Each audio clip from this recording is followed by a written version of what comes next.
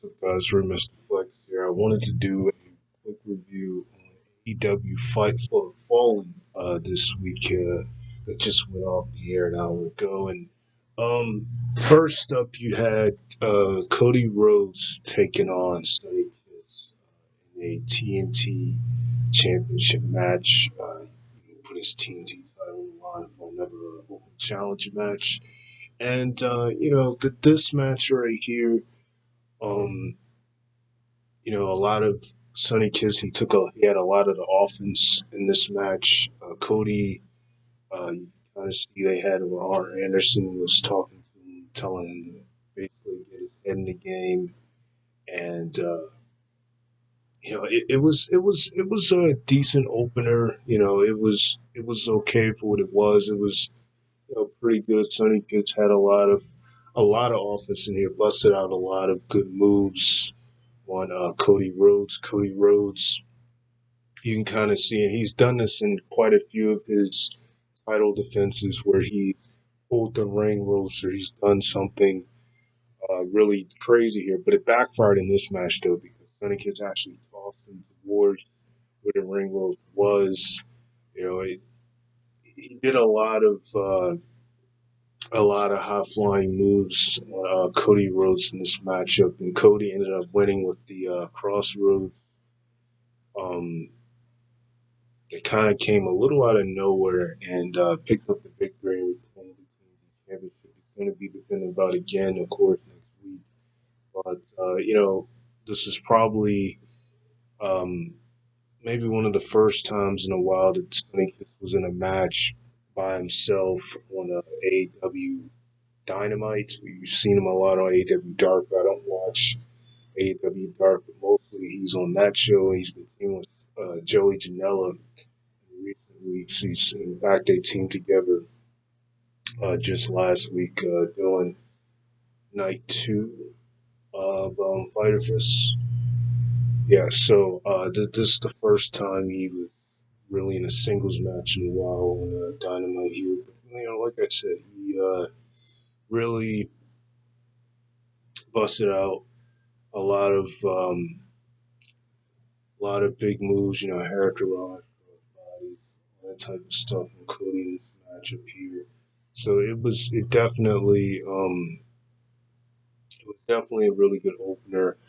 Next up, you had FTR taking on the Lucha Bros, um, Dex Harwood and Dash Willer. Um,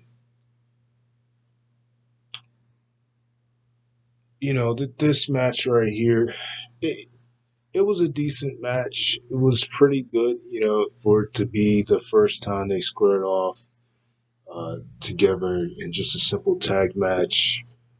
You know, I was a little shocked with the ending, with how they ended this match. I thought it was going to be more of just a clean, solid finish, but instead we saw that I think it was Dex Forward who pulls the mask off Ray Phoenix and goes for like the roll up type pin, and they won in that fashion. So it kind of makes you wonder because it's a little bit confusing on what their role is, whether they're baby faces or heels here. Because when they first came on the scene, when they first debuted in AEW, it looked as if they were going to attack the Young Bucks, but instead they ended up attacking the Butcher and the Blade. But in this match, the type of tactic that they pulled is something that heels would do.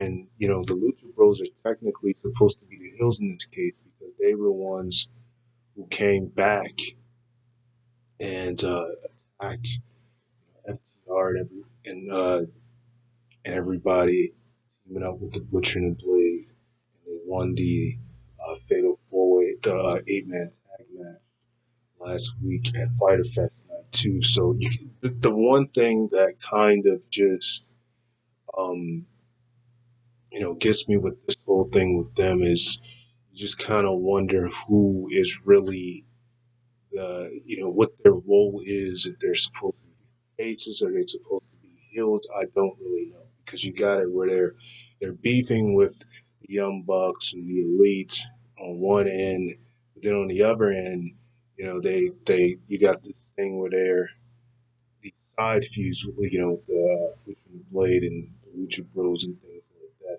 So it's kind of confusing on what exactly their role is supposed to be here, especially with the tactic they pulled to win the match. This is usually something that a heel would do, but it's kind of a little bit confusing here. You can see the tension. So it's this matchup right here. I would say it was good. I thought the 8-man tag match was a little better than this. Um, this match, I just kind of expected for a proper finish here, but it was good for what actually took place in the match. You had at one point they went for like a bulldog, I believe it was on Ray Phoenix. You had Jr. hit this really good swing blade. I mean, there was quite a few moments in this matchup here. Um, it was a few moments that took place in this matchup here. I wouldn't say it was as fastly driven, but it was quite a few moments that took place in this match here, and like I said, FTR picked up the victory. Last week, the Lucha Bros they pinned one of the Young Bucks to when they won last week, but this week FTR picks up the victory here. So again, I'm not gonna say that this match was bad or anything because it was good for what it was, but I just think the finish was a little bit. It just kind of makes you question what exactly FTR is supposed to be character wise because you got this whole thing, and then it really started to ask that question when Kenny Omega and the Young Bucks came out because Butcher and Blade were watching, from their car, they were watching the match between um, FTR and the Lucha Bros. And after FTR won the match, right behind them, the Young Bucks attacked the Butcher and the Blade. And um, that's when you saw them come to the ring, Kenny Omega, and Kenny had bought the drinks, the same drinks that they tried to share with Kenny previously at the main event of night one when they beat best friends and he pulled the drink and spilled it on the floor. But this time he bought those drinks back trying to share with FTR, and FTR grabs the drinks and they toss it on Kenny Omega, and Kenny Omega looks like he wants to fight FTR. So it's kind of confusing on what they're doing here. Whether it's FTR that's or the babyface heel, or whether they're trying to turn Kenny Omega heel. It's kind of a little bit confusing on what it is that they're trying to do here in terms of where they actually are. Even when you look at Cody, a lot of his championship matches, title defenses, he pulls some heel tactics from time to time in the match. You saw that as an example in this match with Sonny Kiss for the backfire because he got hit with the turnbuckle. In this case, though, too, you've seen the way the FTR won this match, and you've seen what they did to Kenny Omega, and just the way Kenny Omega. So it kind of makes you question a few things here. But this match right here, um, like I said though, it was a solid match. It was a pretty good match. Um, I don't know. I kind of expected a little more out of this match, but it was good. It was good for what it was. Definitely, I thought this match was decent. Next up, you had the six-man tag match with look, Kenny Omega. Well, before I get to that though, I'm gonna touch on the whole thing with Chris Jericho and Orange Cassidy came out. He said that he was going to, he would never get a rematch. against Chris Jericho. He said Orange Cassidy would never get a rematch against him. He said Orange Cassidy would never be like a main event player or anything like that. And Orange Cassidy comes out and he ends up having orange juice spill all over Chris Jericho and Jack Hager. And in the whole inner circle, he had the orange juice spill out on them. Chris Jericho was raging. He was actually set to be on commentary like right after this. So he comes on commentary with orange juice all over him. He actually grabs a tile that has Orange Cassidy's face on it. He doesn't even realize it until they point and try to tell him, Jack Hager, and try to point and tell him that the tile has Orange Cassidy's face on it. And Orange Cassidy had his thumbs up and then he put his thumbs down and he didn't know what he was doing, and it was to put Orange Juice to fall on him when he told Orange Cassidy to leave, to get out of there, to get out of the ring, to not to leave and just leave the arena. This was the reception that Orange Cassidy gave to Jericho. So he kind of had that whole segment that happened. Um, Another central thing that happened non wrestling wise, Nyla Rose announced that manager would be Guerrero. So that's pretty interesting right there. Next up, we had a 6-man tag match, the Young Bucks and Kenny Omega, the Elite. This is the first time they've had a 6-man tag match in quite some time. Taking on the Luchasaurus, the Jurassic Express, Luchasaurus, Marco Studd, and Jungle Boy. This was a really good 6-man tag right here. You know, and this is kind of what I said about the character thing here. Kenny Omega, just like FTR, you really, a lot for a long time, people were saying that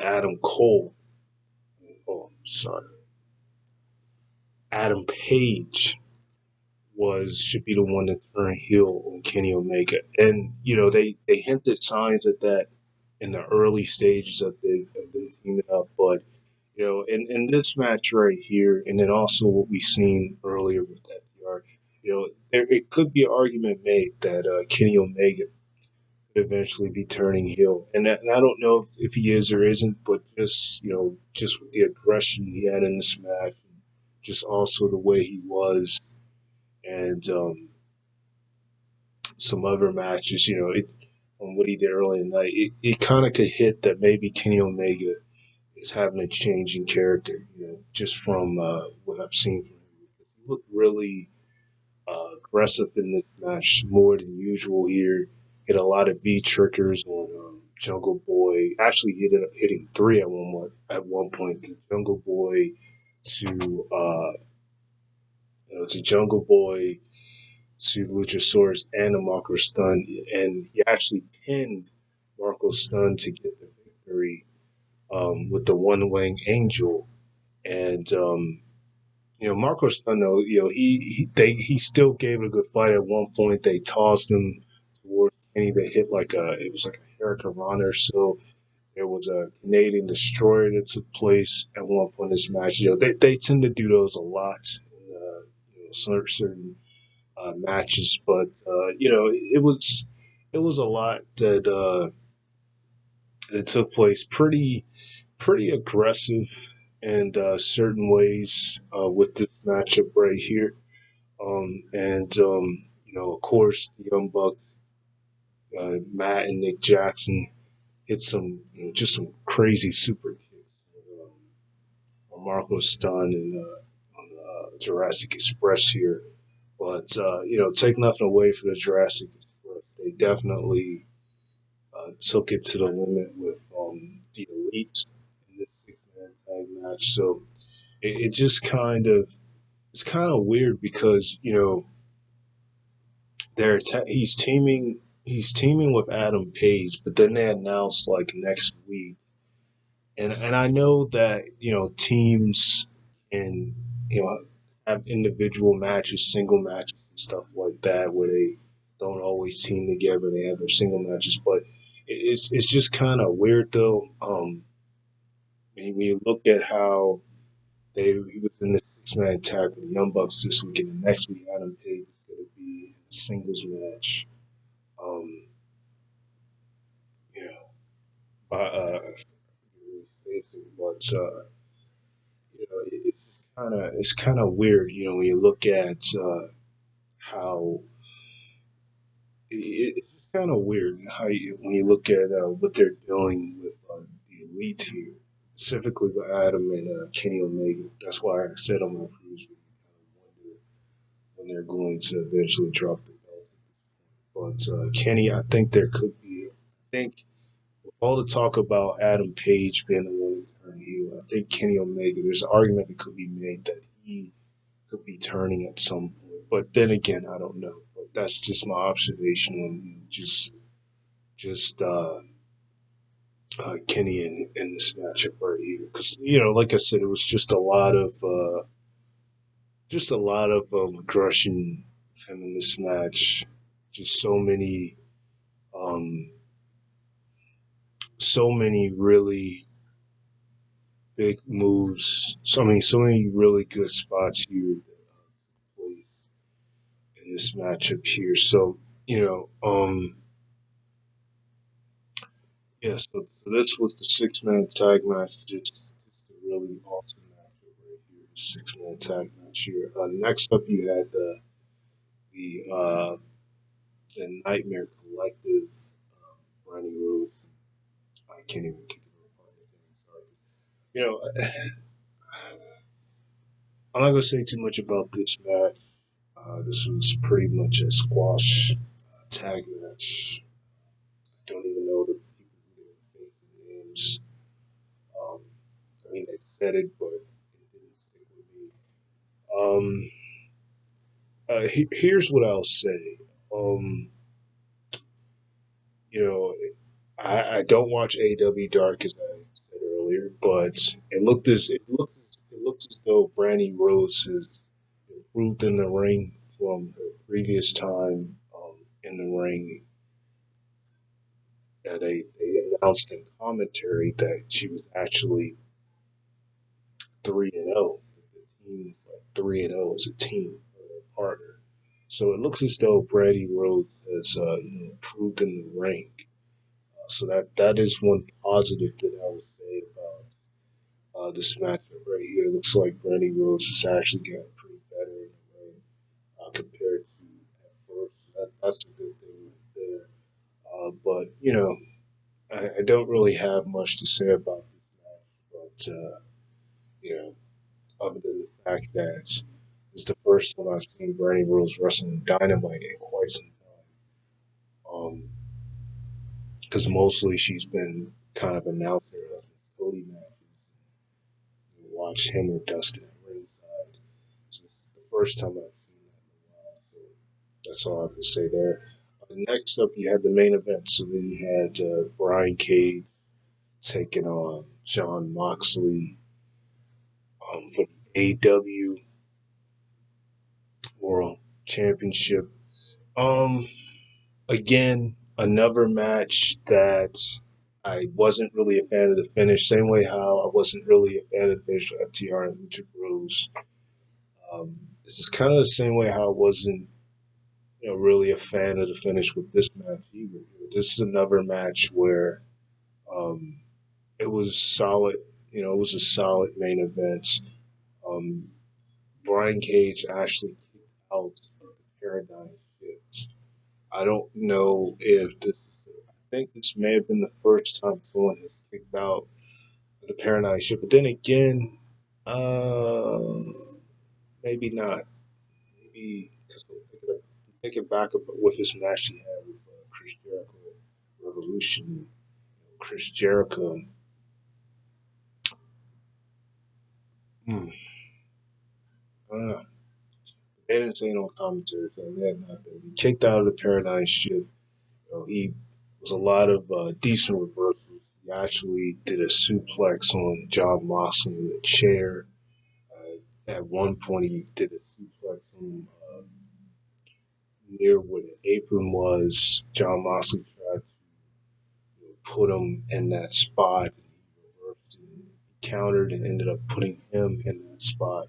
So it was a decent matchup here. John ends up grabbing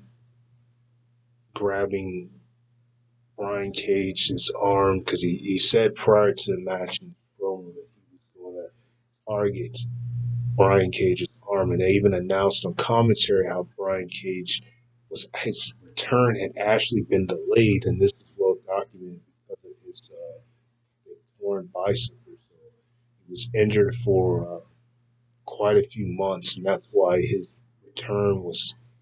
debut was delayed. He didn't show up until AEW Double or Nothing, but it was always in the works after his time with Impact that he was coming to AEW, but because of his injury, it took a while for him to come. And this match right here, um, again, we've seen um, some pretty, I would say, some pretty good spots here in this match. But he had his arms wrapped around in this deadly submission hold, and it's just really pulling the arm, bending it back. And first, it kind of looked like an armbar. Then he, grabbed both arms and pushed it back. And as didn't like what he was seeing, so he throws in the towel. And John Moxley successfully retains the championship. And Brian Cage wants to get in the ring. I didn't see what bought. I didn't see. Um, I didn't see what bought. Um,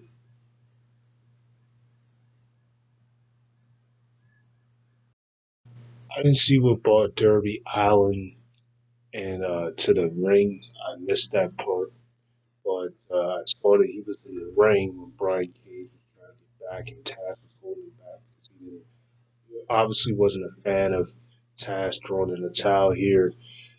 What I will say about this is that this is one of the problems I have with when new guys come into the promotion, and this is just for any wrestling show. When a new guy comes into the promotion, they already immediately get a title shot not too long after. It really, it really hurts their credibility to have them losing in certain fashions. I mean, even with Brody Lee when he came to AEW, you saw how he got a title shot with John Moxley at Double or Nothing. John Moxley actually made him pass out. He didn't tap out, but he passed out because he put him in a submission hold. It was kind of like a sleeper that he put him in, and he ended up passing out because he actually. And this is why I said this was actually not the first time someone kicked out of Paradise. Now that I think about it, Brody Lee, if I'm not mistaken, he kicked out of the Paradise. So he put him in a submission, and Brody Lee actually passed out because the Paradise Shift kind of like went I think the ring or something, but yeah, that was like the biggest spot in the match, and he put him in like almost like a sleeper, and Brody Lee ended up passing out. So that's kind of one of the problems I have with like new guys who come into the roster and they not long after that immediately get title shots. It kind of hurts their credibility when we already have them losing. And I mean, because you don't want the champ to look weak, but at the same time, you don't, you know, at the same time, I guess their purpose of throwing in the towel was to continue this feud. I don't think this feud is over. I think this is just the beginning. I don't think that this is the last we're going to see of Moxley and Brian Cage, especially with the way that the match ended. Um, I mean, this isn't the first time we've seen this type of ending. We saw this when Jericho went against Cody Rhodes at Full Gear last year. MJF threw in the towel and ended up turning heel on Cody Rhodes, even though technically he already was a heel. It's just a turn heel on Cody Rhodes. But in this case right here. Um, I don't know. Uh, Not a huge fan of it. I think this may continue their feud. I'm not sure what route they're going to go with this. I mean, he did bring back the FCW championship, and he's got Brian Cage walking around with it, handed it to Brian Cage, so maybe he'll win that title or so. But I'm not sure where they're going to go with this here. But from the ending, it just kind of looks like I don't think this is the last we're going to see of these two in the ring together, feuding with each other for the title. But then again, who knows? But like I said, this is kind of a problem because he won that casino battle royal on the ladder. And actually won that at AEW Double or Nothing, and earned his title opportunity then. And he's just getting it now. They were supposed to face each other at Fighter Fest, but because Moxley's wife, Renee Young, had the virus, he had to quarantine himself and wasn't able to face Brian Cage for an extra week, and this is what we got here. So, like I said, wasn't a huge fan of the finish, but overall, I thought the match was solid. Um, Moxley picks up the win here. I don't think this is the last we'll be seeing of those two squaring off together. So yeah, Fight for the Fallen. Overall, I thought it was. I thought it was. I thought it was. I thought it was. All right. All right. I thought it was good for what it was.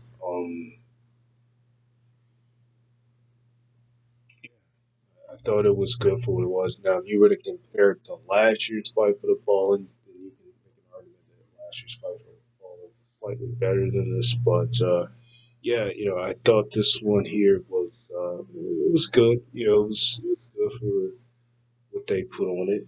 We saw a lot of.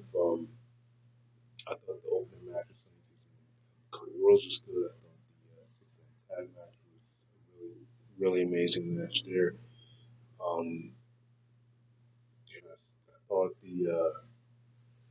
I thought the match with the Lucha Bros and FTR was good, all except the finish. But other than that, it was pretty good. That's it, guys. Sign off for you guys.